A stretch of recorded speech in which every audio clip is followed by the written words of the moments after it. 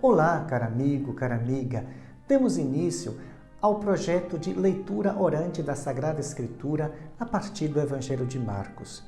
Para bem conhecer o Evangelho, contaremos com a ajuda dos seminaristas Emanuel e Hermânio, que farão o estudo, a reflexão e os comentários sobre os textos que haveremos de rezar.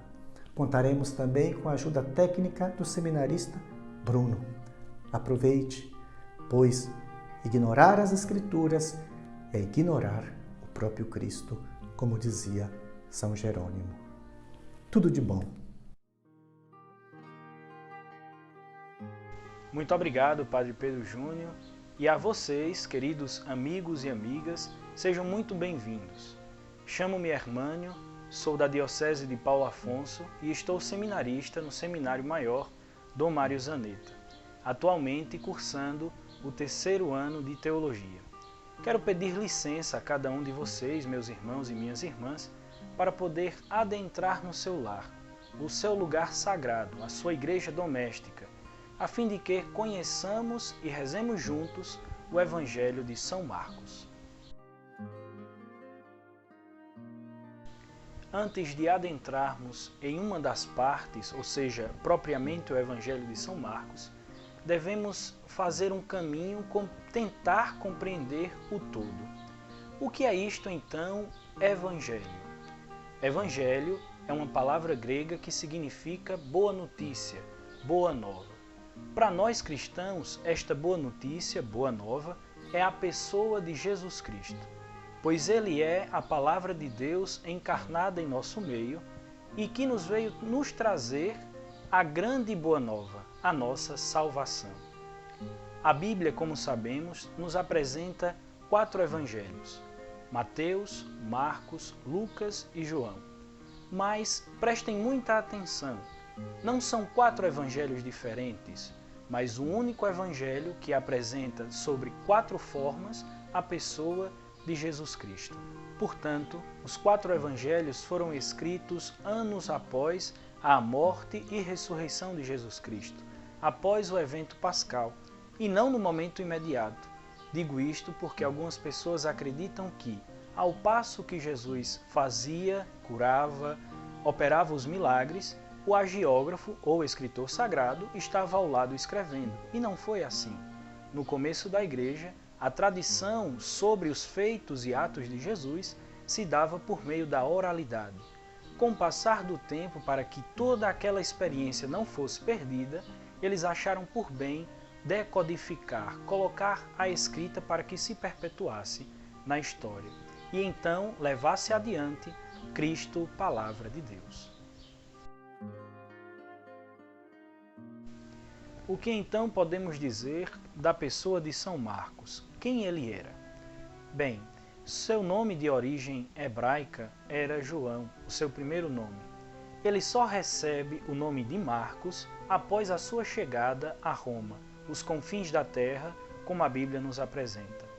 Podemos verificar em Atos dos Apóstolos, capítulo 12, versículo 12, o nome João Marcos, quando Pedro se dirige à casa de Maria, mãe de João, o que tem o cognome Marcos. Podemos verificar aqui, e eu gostaria que você em sua casa abrisse a Bíblia e pusesse neste trecho de Atos dos Apóstolos. João Marcos, embora seja citado pelos estudiosos, mas como companheiro de Paulo, seja nas missões ou até no cárcere em Roma, foi igual colaborador de São Pedro, também em Roma.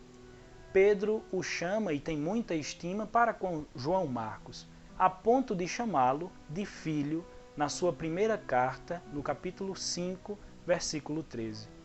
Ele tinha grande estima para com João Marcos, o seu filho. Confira na sua Bíblia. São Marcos também era primo de Barnabé, um dos apóstolos de Jesus. Podemos, por inferência, dizer que Marcos, por ser primo de Barnabé e ver a mudança de vida após o seu primo encontrar em Jesus Cristo a vida verdadeira, quis seguir também este caminho, tornando-se um dos 72 discípulos de Cristo. Passamos então para mais um passo do Evangelho de São Marcos, quanto à autoria, datação e lugar de escrita. Quanto à autoria, muitas hipóteses foram levantadas de quem verdadeiramente foi o escritor deste Evangelho.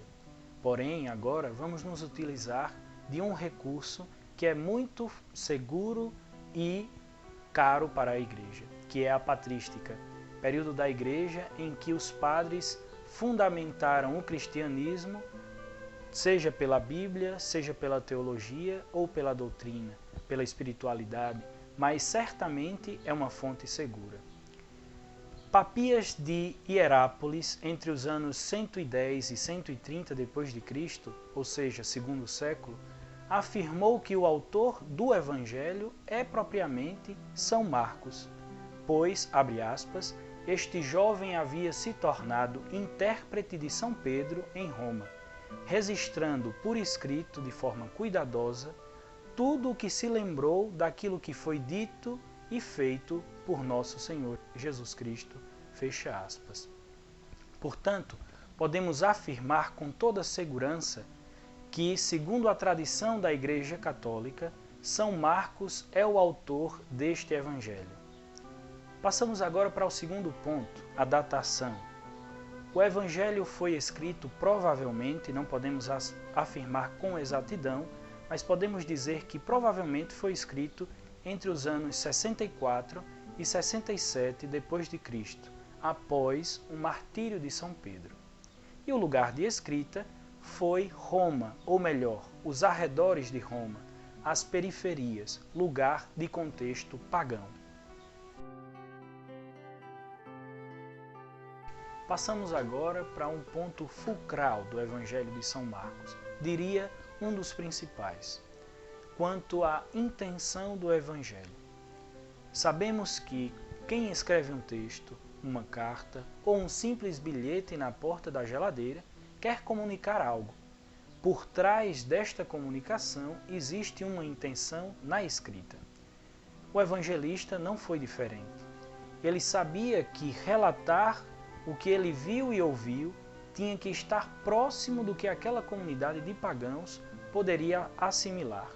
Caso contrário, seria irrelevante, não teria nenhum valor. Portanto, qual é a intenção de São Marcos no seu Evangelho? É simples: apresentar Jesus Cristo como Filho de Deus àquela comunidade de pagãos, de judeus saídos de Jerusalém. A divisão do Evangelho de São Marcos é simples, constituída de duas grandes partes com 16 capítulos. A primeira parte apresenta a ação de Jesus na Galileia e a segunda parte, a ação de Jesus aos pagãos. Porém, logo no seu começo, no que diz respeito à sua intenção, ele já apresenta a sua tese principal contida no seu Evangelho. Capítulo 1, versículo 1. Princípio do Evangelho de Jesus Cristo, Filho de Deus. Esta é a grande máxima do Evangelho de São Marcos. Isso desperta em nós que estamos lendo uma curiosidade para saber, no mínimo, quem é Jesus. Observe que o agiógrafo, São Marcos, é esperto. Ele tem essa intencionalidade de causar em você a curiosidade de saber quem é Jesus. E esta é a sua pergunta fundamental: quem é Jesus? A pergunta é evocada logo no seu início para provocar um crescimento natural de quem é Jesus para quem o ler. Ao longo do seu Evangelho, dentro das duas grandes partes que nós falávamos anteriormente, Marcos vai apresentar as respostas para este questionamento, paulatina e progressivamente, como poderemos acompanhar em cada análise de perícope de cada parte do seu Evangelho.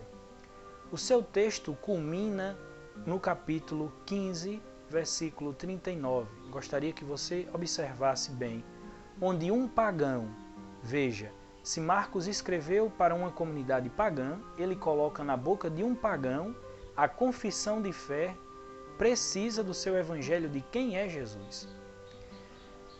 É ele quem dá a grande resposta para aquela pergunta fundamental. Verdadeiramente, diz o centurião, este homem era o Filho de Deus. Gostaria que você se questionasse hoje para poder responder ao longo desta compreensão do Evangelho de São Marcos quem é Jesus na sua vida. Chegamos à última parte desta pequena explanação como introdução do Evangelho de São Marcos. O Evangelho de São Marcos é conhecido como Evangelho querigmático ou Evangelho do Querigma, palavra grega que expressa o anúncio da paixão, morte e ressurreição de nosso Senhor Jesus Cristo. A única preocupação de Marcos é anunciar o querigma, anunciar o seguimento a um Deus que se rebaixou à nossa humanidade para sofrer a paixão, morrer por nós e ressuscitar para nos garantir a vida verdadeira, a vida eterna. Ao longo dos vídeos, meus irmãos e irmãs, vamos perceber que todos os feitos de Jesus são como que atos secundários que apontam para o grande ato, para o mistério da salvação. Queridos irmãos e irmãs, estejamos atentos aos milagres, às curas, às parábolas e aos ensinamentos de Jesus e até mesmo às perseguições que Jesus sofreu neste Evangelho, pois eles são como que setas que conduziram os pagãos daquela época, mas que também nos conduzirá ao grande clímax da trama de São Marcos, ao Calvário, ao Gólgota, ao lugar da caveira, da morte, onde será revelado plenamente quem é Jesus, o Filho de Deus.